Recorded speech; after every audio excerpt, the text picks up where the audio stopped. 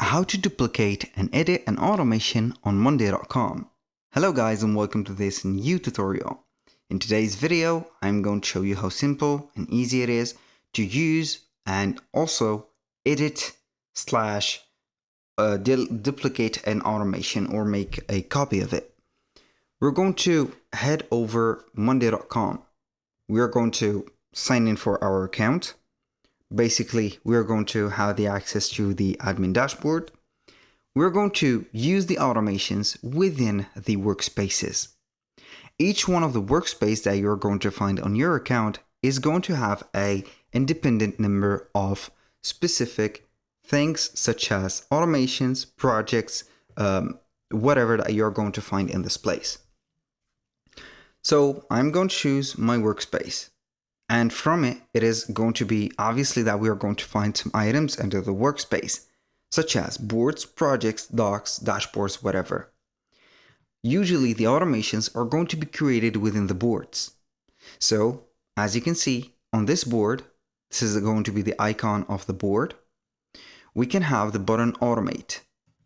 When you click on it, it is going to have the choice of creating an automation or the management of them. So on the create, we're going to find everything just set up as maybe creating a custom automation, having a template for the automations, and etc. Now, let's say that we have already used a template or created an automation on this place. We can head over the management.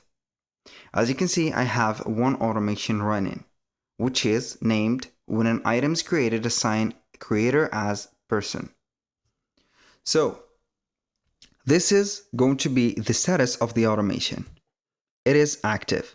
If you want to inactive or deactivate it, click on it only. Activate again by clicking on like this. Now let's edit this automation. We can click on the three buttons or three dots here. Click on edit. Now the automation is going to have something that you're going to put or something that have the trigger and the action. The trigger is going to be standard. You can modify it if you want or add another condition for the trigger. When an item is created, I can go ahead and add a condition, and only if columns empty, any item in a group, status something, whatever, it is going to be like that. You can also delete, as you can see, the command or the, let's say the trigger and the action in the same time. So I can go ahead and do something within this. I'm going to notify like this. Board name, person status date. Okay. Now for someone, we're going to put the team member. We can go ahead and see that we have, instead of create automation, update automation. We can go ahead and see that it is going to show up the automation just like that, and it is going to show you the history. Now back to the automations, we can see that we have three dots again.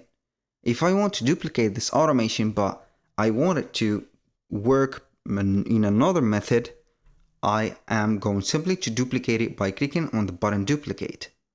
But here it is going to select the effect or the editing button automatically. So we can have something that we can modify this automation either by having another order for it, or we can go ahead and set up something else. You can change the action or can change it from scratch. For example, we're not going to notify something. We can go ahead and add it like this, and as you can see, it is going to be having the same thing. That was pretty much it for today's video. Thank you guys for watching. I hope that you have enjoyed the content, and I hope to see you soon on the next one.